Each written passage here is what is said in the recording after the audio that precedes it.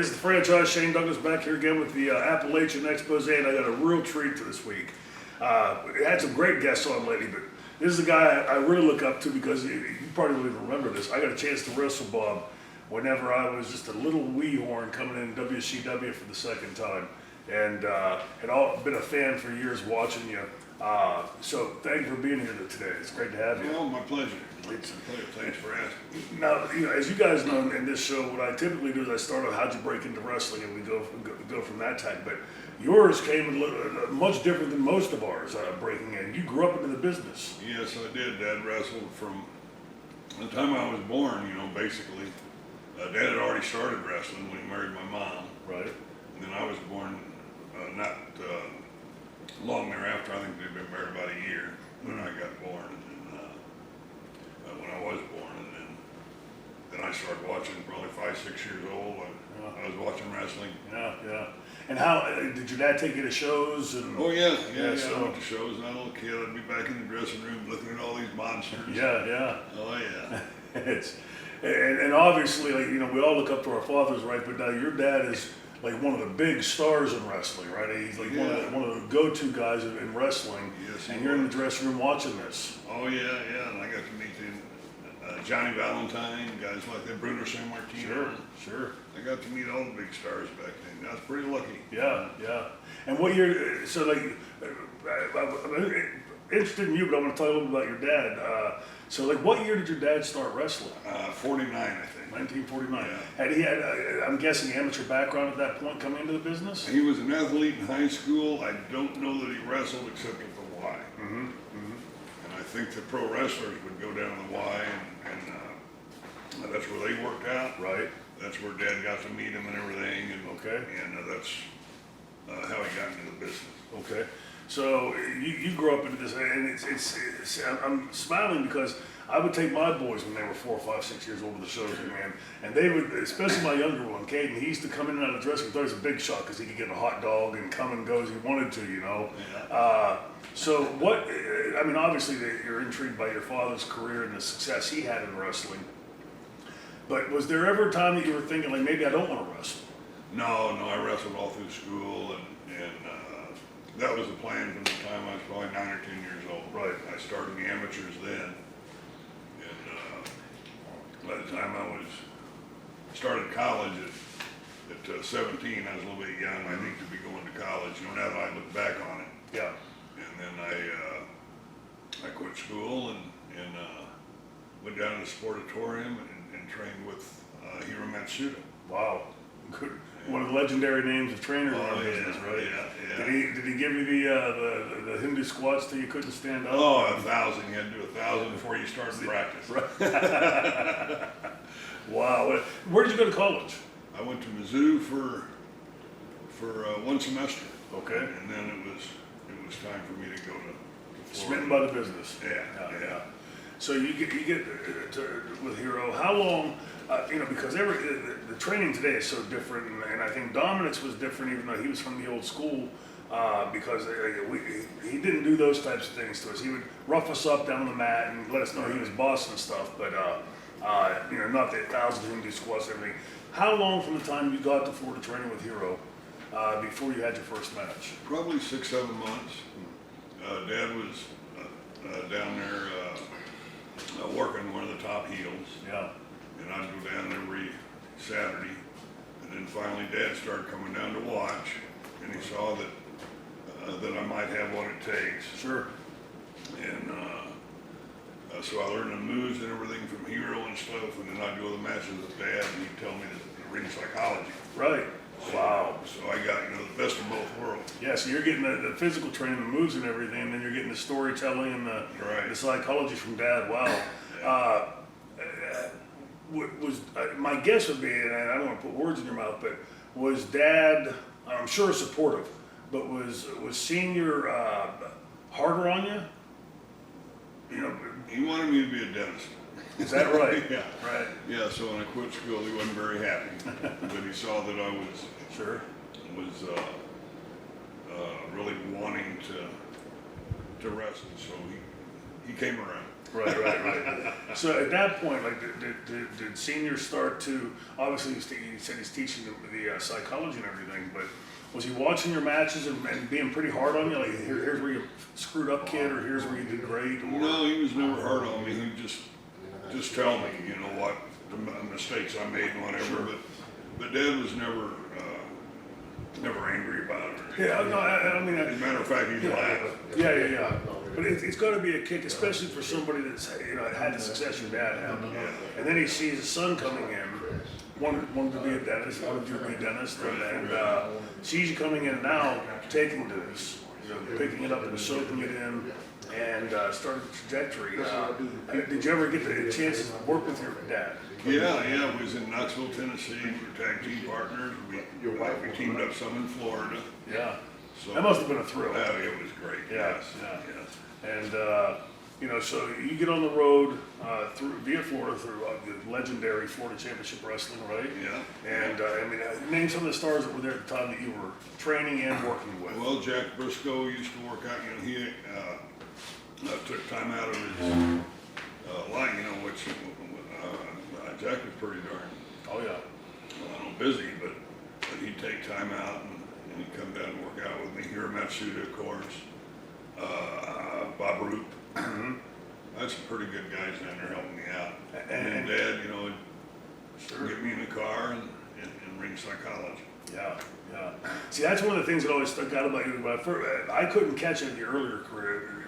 At that time, I didn't start to see you until the WWF stuff, you and Roddy and all of that. And then had since gone back and watched some of the older stuff.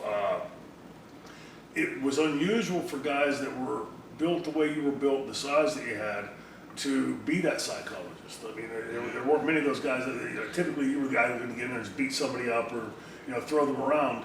And now you're seeing a guy that has the size and stature and telling stories in the rings. That was what always attracted me, even as a kid, as a fan. That I didn't know it was called the story at the time or the psychology, but that was the stuff that sucked me into the wrestling. And I remember watching you, you know, especially coming into that first WrestleMania stuff and thinking, like, man, him and Piper together, it's like the yin and yang, right? There was such a perfect mixture there. Yeah, he was great on the mic and I was pretty good in the ring. And whatever we lacked, you know, the other one made up for it. Yeah. But he augments your strengths, you augmented his strengths. Sure. There's something I wanted to say this for a little later in the interview. There was a story I heard somewhere along the line in the business about Fuji, and I had to ask you about this. Was there an infamous rib from Fuji on you in Boston? Yeah, there is, and I can't remember what. It was. Tell me, and I had heard in the middle of winter that he had got you pretty not naked, but like under tights, and had you tied to the roof of a car going down the highway. And oh shit, I don't think so. No, okay.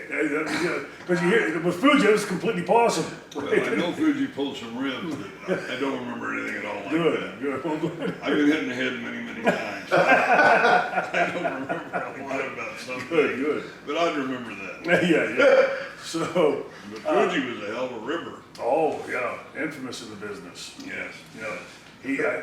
We were all playing cards up in first class one time, and taking a red-eye flight back to Pittsburgh, and I wake up and grab my bags. I'm walking to the airport, and something catches my eye, look down. My fingernails are all painted red. Oh, really, son of a bitch. Yeah. Little things like that. But who were some of the guys that trained with you in Florida? Oh, jeez. Bob Roop was down there. Okay, he was a trainee at the same time as you were? Jack Briscoe. No, I think he helped me out. Jack Briscoe. Mike Graham, I think, had already started working, but he was always down there. Yeah. Abe Jacobs would come in. Now, tell me some stories about Eddie Graham. I've never got the pleasure to meet him or work with him or for him, but I've heard nothing but legendary things, like through Bill Watts and Dominic and just Dusty, you know, just the aura that he had for the business and the psychology of it. Yeah, he would just sit there and you could see his mind working. And then all of a sudden, he'd let you know what he wanted you to do. And it was like a song. It just fit together perfectly. Right.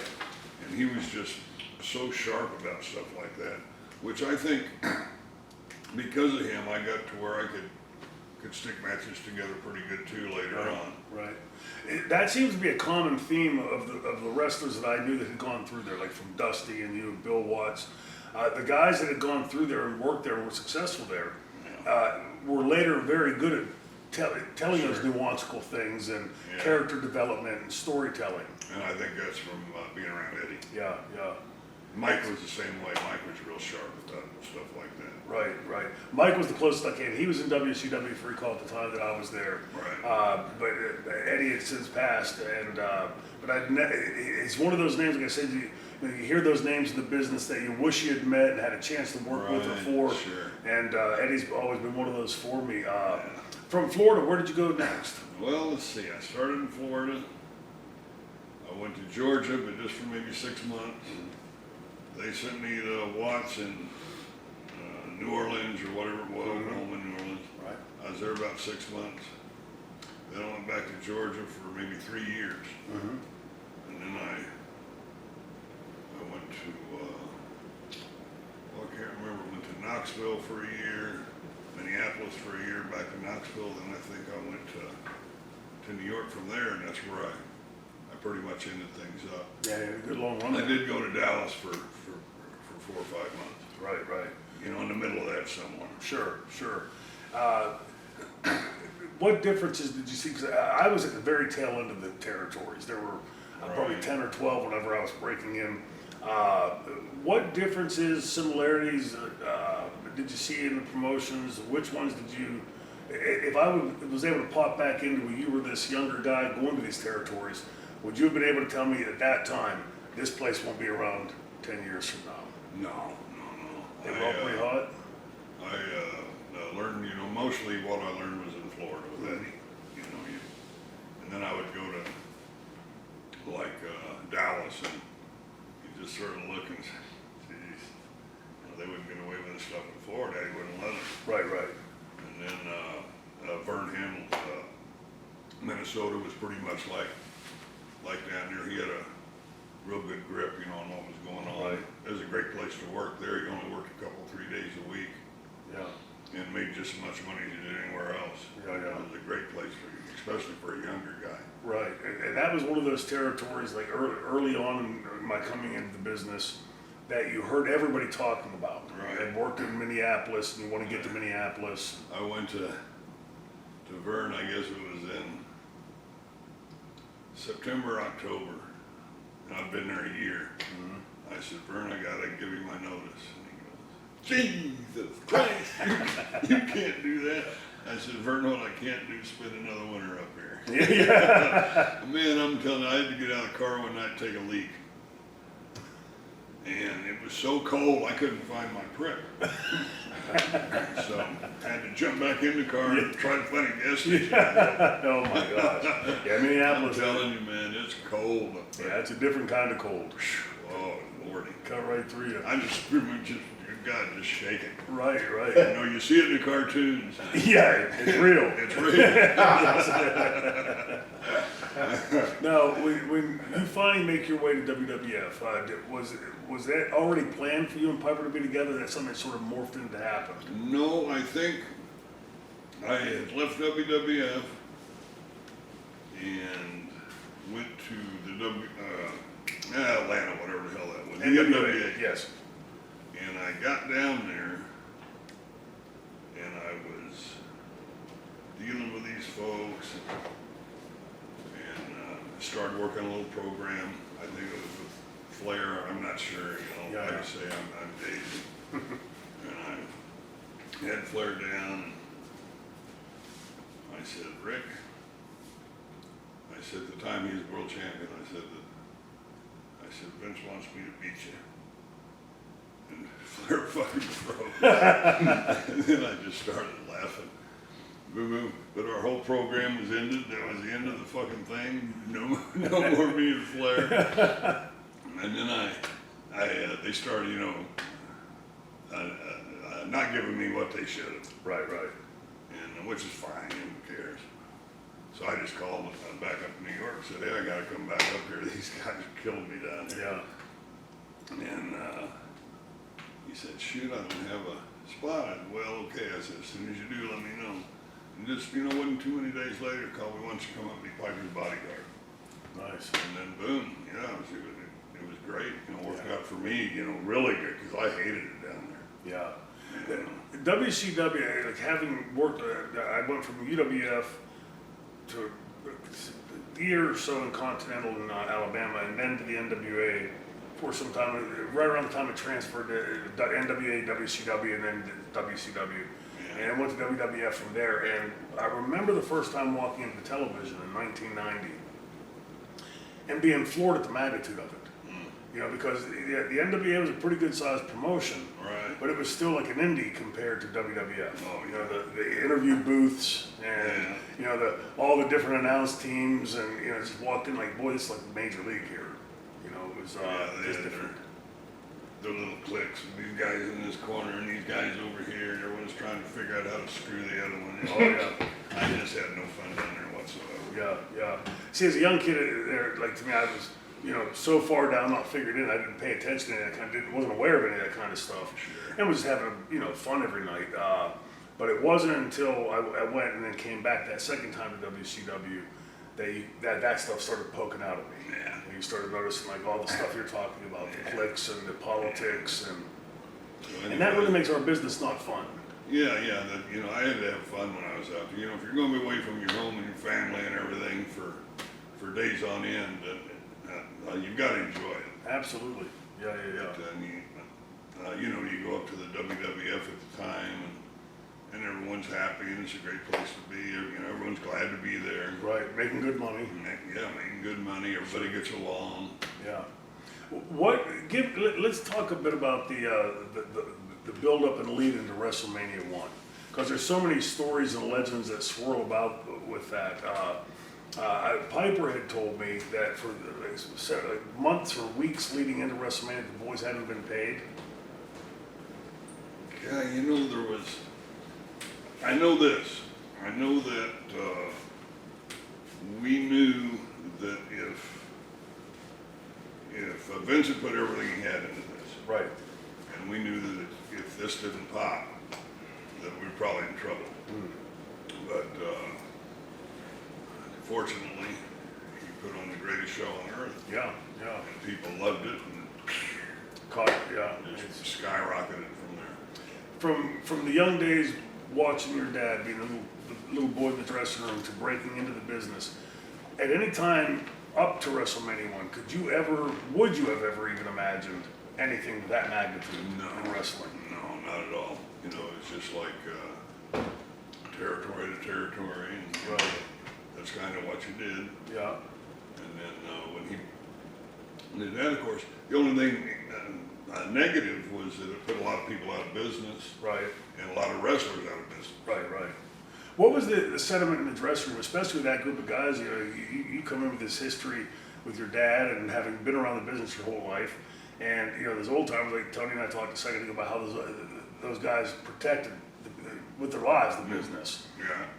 What was the sentiment in the dressing room at WrestleMania 1 with Liberace and all the stars being there? That almost like it was kind of fun. I enjoyed watching, meeting them and and watching them do their thing. Cyndi Lauper was a real nice lady. She didn't talk to me much, but a lot with Roddy, so I was always right there. Right.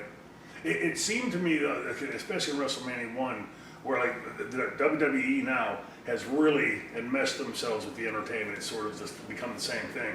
Back then, they weren't meshed in. It was like Liberace at a wrestling show, right. Cyndi Lauper at this wrestling event, and took a hell of a little bump there too. I just watched Curtis Hughes and I were watching it a couple weeks ago when I kicked her or like threw her off his leg or something, and she took a pretty good roll across the ring. I don't remember. I know he did some, but like I say, I've been hit in the head many times. Well, Lauper was huge at the time. She had girls just want to have fun. Sure. I remember going to spring break that year. And she was hot. Played it, every disco played it a million times that night. And then to see her on wrestling, that's what I think, at least for me as a kid watching, made wrestling go to a different level, because when you see Hulk Hogan on Johnny Carson, right. like that was, I remember sitting there watching going, wow, this is different. Yeah. Like you wouldn't, I loved Bruno and idolized him, but you couldn't imagine Bruno on with Johnny Carson. Right. And now Oh, here, yeah. you know, now here's Hogan doing this. Yeah, he took everything to a whole new level. Yeah. You know, but Vince, you know, he just went and rolled with the times. Right. And that's what folks were ready for. Right. When I was breaking into the business, there was scuttlebutt in the business here in dressing rooms, different places. And you always try to wonder, like, take it with a grain of salt. Is it a shoot? Is it a work? You know, is it a BS? But I remember hearing back then people talking about Vince. I can't remember if it was before or after WrestleMania 1, but after he was starting to like pull the talent from all the different territories. Right. Well, you know what, people say that, but I actually think that they were calling Vince. Probably so. Yeah, I think so. And everyone says he's stealing time. No, they wanted to come. Yeah, get to the big stage. Sure. But I remember hearing distinctly at that time, quite often in different dressing rooms from the old timers sitting around, that everybody thought Vince was going to end up dead someplace. You know, I never heard that, and never thought that. I just. Yeah. Like I said, you're a kid, you know, wide-eyed and sitting in the dressing room, you hear these stories, you over the decades, you try to discern what was... That was probably the guys that didn't go up. Right. Left on the outside. Yeah. How long did you and Roddy Piper work together? God, had to be a couple of years, maybe. Yeah, maybe not quite that long, maybe a little longer. Yeah. And did you have your run with Hogan the first time or that second time in? Well, no, my first time in was Bobby Backlund. Okay. Oh yeah, you're right. I remember that now. Yes. Yeah, so it had to be the second time. Okay. Yeah. And my recollections of those matches were, you know, to me, Hogan was a great personality in our business. Took it, like you said, the levels it could never go to. But he was always at his best when he's in a ring with somebody like you or Jake, somebody that could work their ass off to work around him to really push him up. Explain your process of working with somebody like Hogan at that time. Yeah, I just, I don't know. I just sort of size up the situation and know what I got to do and what I'm there for. Right. And it's real easy to do with a guy as good as Hogan. Right.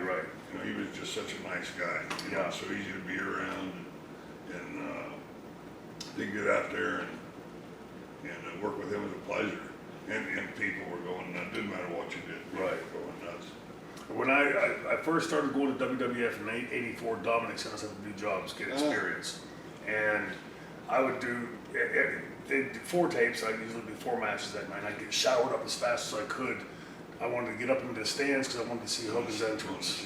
Yeah. And I tell people this, and I don't mean it as a cliche. The static electricity in the building, the roar of the crowd, you could feel it on your arms, like the hairs on your arms. It was amazing the pop that you get. Yeah, just imagine being in the ring when he comes out. Yeah, right. God. And then getting heat on him. And you know that place is going to pop when he starts hulking up, right? Oh, jeez. Easy formula to play with. Yeah, man. Yeah.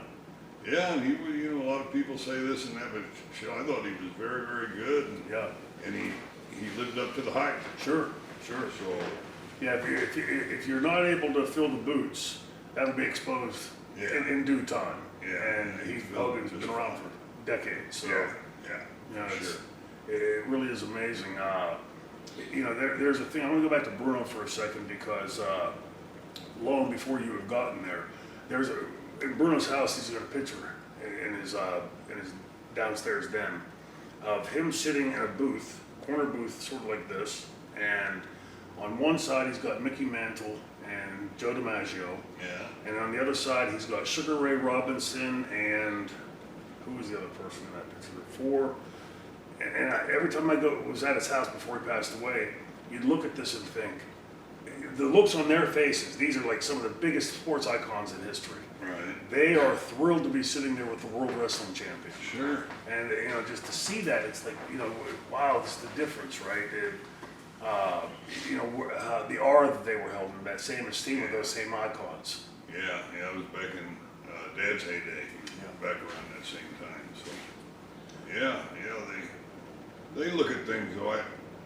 I think there's the same respect but it's just a little different because folks do realize that there's a lot of entertainment involved. Right. But you know, you see people on they know they can't do it. Right. Right. So it's impressive. Yeah, that's, you know, I always, you heard me at the top of this episode talking about the first question, what brought you to wrestling? How'd you break in? Because it's, you know, we all have very similar backgrounds of being fans of the business, loving it. Yeah.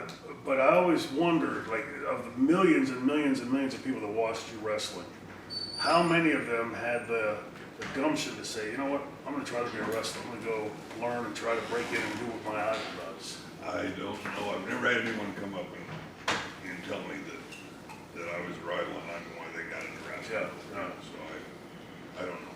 But, you know, undoubtedly being part of that generation of how many, you know, when you look at the ratings differences then to now, it really is stunning how many people are watching you guys. Oh yeah, Yeah, rock and wrestling. That was Sure. You know, it was boy, it was hot, and you know, there's Hogan and Piper was so darn hot. Yeah. And it's just hard to duplicate, you know, folks like that. Right. You know, it just can't be done. You gotta be Well, your own man in there. But, Sure. But it's doing pretty darn good now. Oh yeah. Yeah. Now too. I always talk about with the guys that, you know, the Hogan, Dusty, a Piper, we could be sitting over here talking, having a beer, music playing, whatever, and we would feel them walk in. You don't have to see them, you could feel their presence in the room. There's just some kind of charisma about them, and they ooze out. You know, it just always amazed me because it's not something you can teach somebody. Right, You can't say, right. okay, Bob, do like this like Piper or this guy, and you know, you got that same Yeah, aura. you can't. You gotta be yourself. Yeah, and it's a magic they have coming inside them that comes out in the business, I think. What's the craziest thing, the wildest thing you ever saw in wrestling? Jeez, I don't have any idea. I really don't. Back in the day, like with your dad, was there, again, the stories you hear coming into the business, were there, you know, each of the territories had their shooters and the tough guys and things. Yeah. Did your dad ever experience that much? Was there ever much of that where somebody tried to test him in the ring? If Dad got tested, he won. Yeah, that's what I always understood, yeah. He was pretty good. He trained at Y and Kansas City, and there's a lot of pretty darn good wrestlers up there. Sure. Back in the 50s, early 50s, late 40s. Right. You know, and they were a different breed. Yeah. Oh, they did. Salty, all of them. Yeah. So I'd imagine your dad being like the top dog. Some young pup comes in, figures he's gonna make a name for himself, right? I've seen that pretty much ground. You know, that's what I used to call it when I'd do that to somebody that tried that shit. I'd just ground them. Yeah. You know, Dad was the same way. Yeah. You know, they just ground them, and after a while, either you're going to be grounded and not do nothing, Yeah. or if you don't straighten up, I'll just fucking hurt you. Right. And you know, but I think Dad probably in his day might have gone through that a lot more than I did. There's only a couple of guys I can remember even tried to get cute with me, Yeah. and it didn't last long. Well, what year was it that you started breaking in and you went to Florida? 72. Okay, so in my head, I sort of generalize things. It seems to me that like looking and listening to the stories from Dominic and Bruno and these guys that I had known breaking into the business, that the business sort of like in that mid to late 70s, early 80s started transforming where the guys really took it to a different level as far as the in-ring performance and the spots and the psychology. And before that, it was more like the catch as catch can style. Is that? Yeah, I would think so. Yeah, we just had a lot more excitement. Right. I think would probably be the right word. You know, just Yeah. doing exciting things out there where they were more grinded out. Sure. And, Well, change with the times, I think. You know, sure. You got to keep up with the time. Yeah, and I think to be fair to them too, they spent the vast majority of their careers in front of spot shows. Yeah, in towns, like little arenas in the towns. You guys were on national, international television playing to how many cameras in that place each time, and I'm Right. sure quite aware of that. Right, and then, back in those days, you worked, like Orlando every Monday. You know, Tampa every Tuesday, so you're there every week. Right, right. And nowadays, you're, sometime you have 2 or 3 months before they go back to a town. Right. So, you know, it makes a difference in what you do and how you do it, I'm sure. Oh, yeah. You know, so by the time now it gets back, people are wanting to go again. Back then, it's that, you know, they were just really into it, and they were gonna be there every week. There was a lot of people that were there every week. Oh, yeah, yeah, same crowds in. Same seat. And I'm sure a whole lot of in-house angles. Oh, yeah. Yeah, so you might do something in Orlando, let's do something different tonight in Tampa. Sure. And sure. next week we come back, we gotta feed off that, so we gotta keep it all straight in our head as well. Right, Yeah, right. so yeah, very different beast, you know, for the people that haven't been in the ring and performing, it's a very different thing than being at someplace like WWF with that writing staff and able to tell you, hey Bob, don't forget last week you did this, or last episode. So you know, like you said, the changing with the times and the vast differences of the business from that 60s and 70s and 50s to, you know, up to the 80s, 90s, 2000s. Yeah.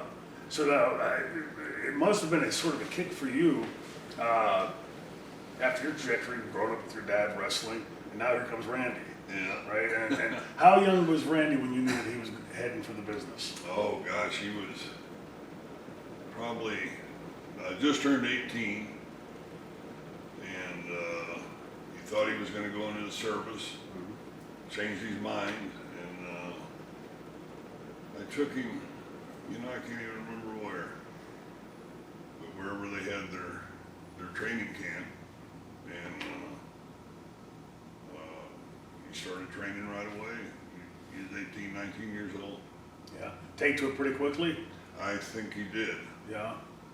You know, obviously having grown up watching, much like you, Yeah. but also now watching a very different style than you or your father had wrestled. Sure. You know, so he's sure. watching Shawn Michaels and Right. Steve Austin and, Right. you know, and having to Sure. pick that stuff up.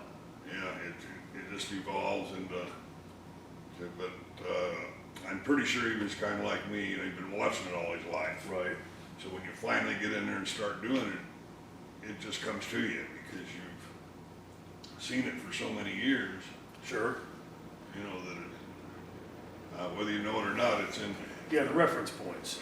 Yeah. Whenever I was a kid in the business, you know, greenhorn, when I would go blank in the ring, I would think, you know, what would Bruno do, or what would this person do, or that sure. person, and you'd have an image in your head, even if it wasn't the right thing at that time to do for your match, at least you got through that spot.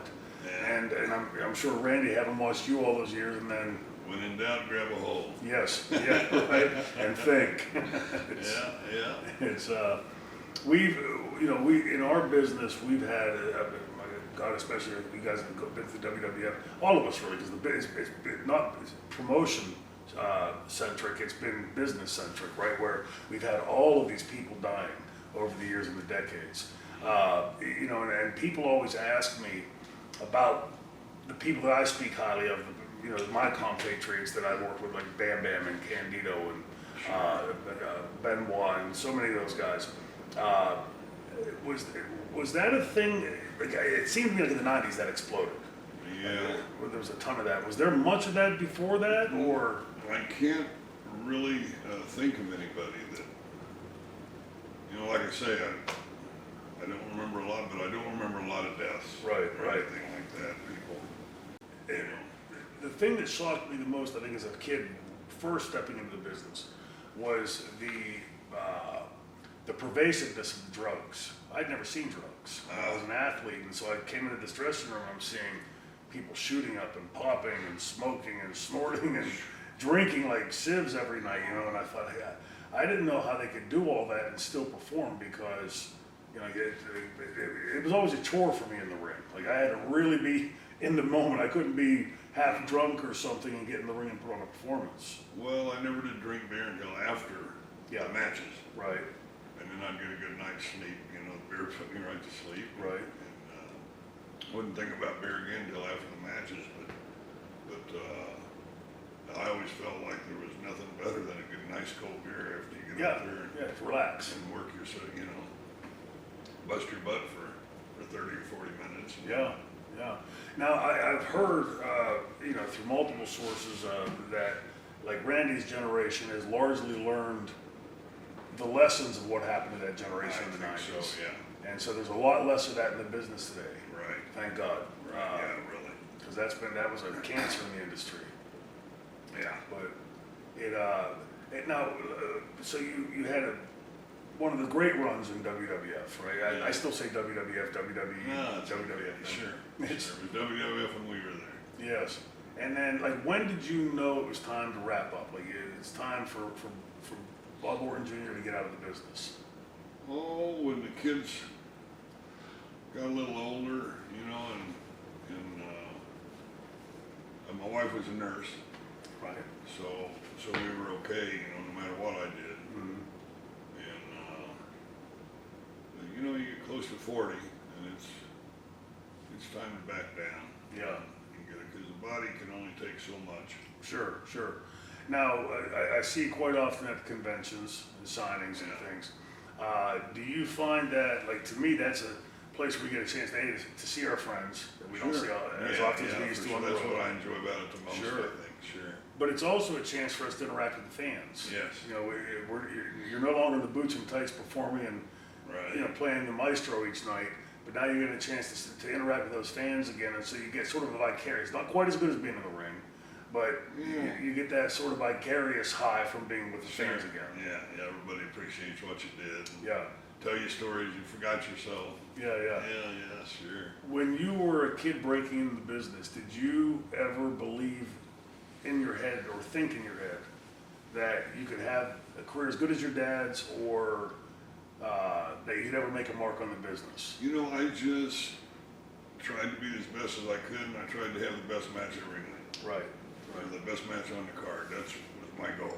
If I had the best match on the card, I was happy with myself. Sure, sure. And I was usually pretty happy. Yeah, yeah. I tell the story all the time. Mick Foley and I broke in together with several, Brian Hildebrand and Cody Michaels and a handful of other guys. And I remember distinctly us talking, Mick and I and Brian and Mark, and thinking, okay, we're good for like local wrestling. We're okay for like Pittsburgh and Ohio and West Virginia, but we're nowhere near as good as those guys on TV. And it was maybe a year later, Bill Watts had sent a crew of guys up to Dominic, set up, and Eddie Gilbert was one of them. He was the assistant booking with Eddie. I remember Eddie.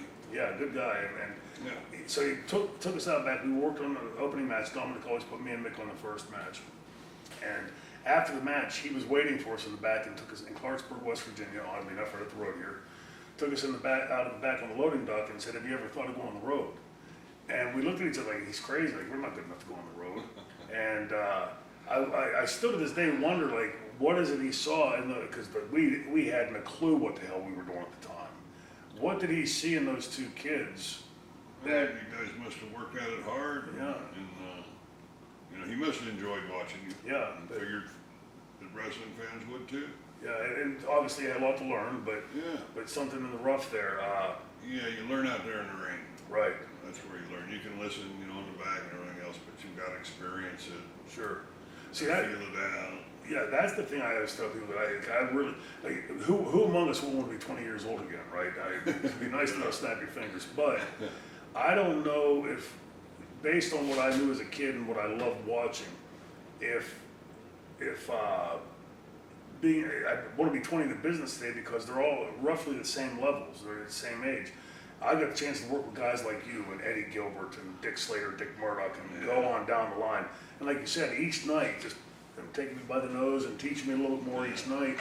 Had I not had that, would I have learned a hundredth of what I've learned about the business? And I think I see it missing today with the kids, that they don't have a sage like you or somebody in the ring that could take them like they did me by the nose. I've teach. kind of thought the same thing, every once in a while when I'm watching. There's just nobody older around. Well, I guess some of them are now. Yeah.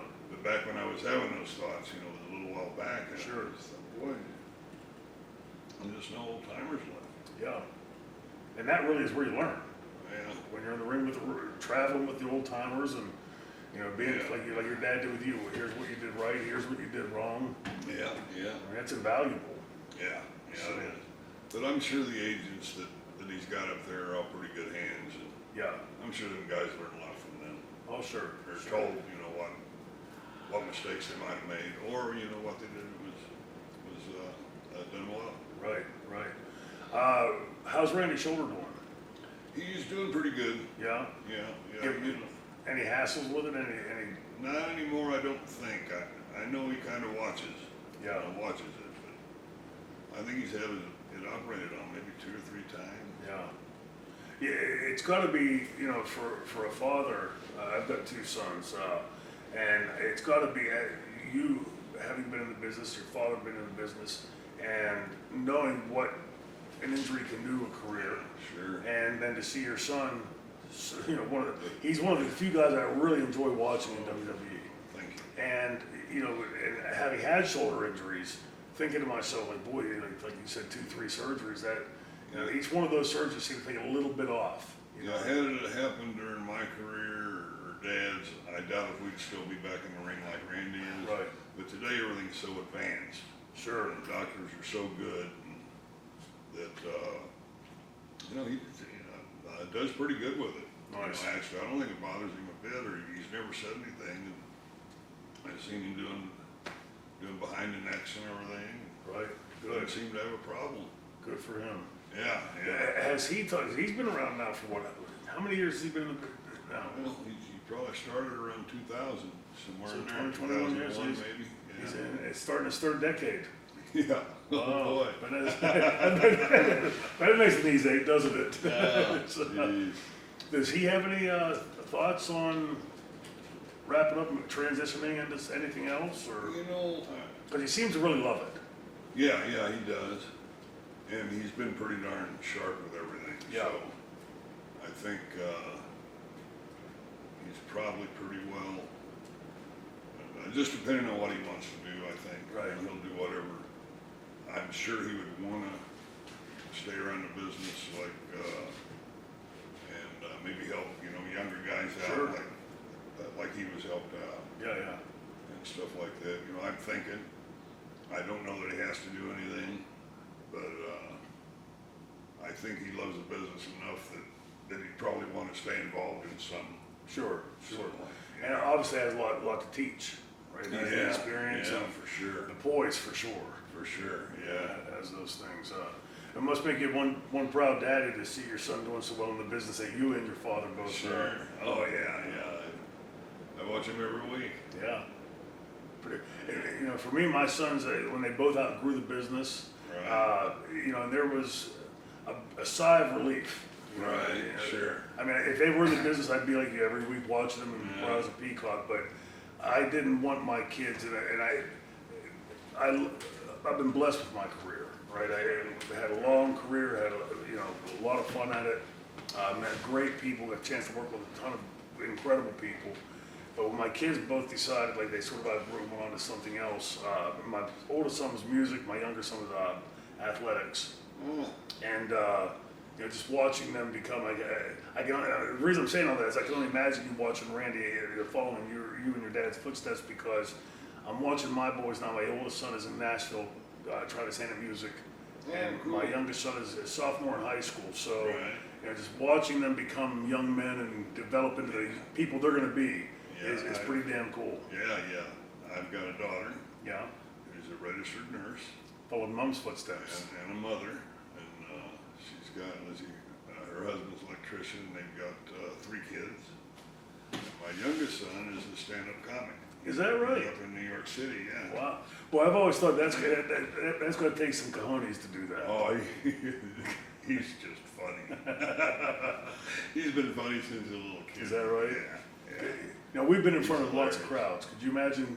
Okay, Bob, Yeah. stand up and start telling that camera some jokes. I can It's scary to hell. Oh, Nathan's great. Yeah. He's probably on whatever the things are, computers Yeah. and stuff. Yeah. You The got computer a thingies. phone, whatever the hell that is. But it sounds like you got the family all started off on the right direction, and Nathan is his name. Nathan. If anyone wants to look him up on there, yeah. I Nathan will. Orton. Yeah. yeah, very cool. Yeah, he's a funny kid. But he always was. Yeah. Always kept the family in stitches. Yes. Yeah. personality of the family. Yeah, yes, he is. He's a sharp kid. Well, Bob, I appreciate you being here today. It's my pleasure. These stories fascinate me. 'Cause like I said, you're the guys that I worked with coming in and learned from and looked up to, and you know, it gives me a kick to be able to sit here and talk with you today. And I've had a good time too. Yeah, appreciate it's it. fun. Great seeing you, man. My Thank pleasure. you. Thank you. See you next time, everybody.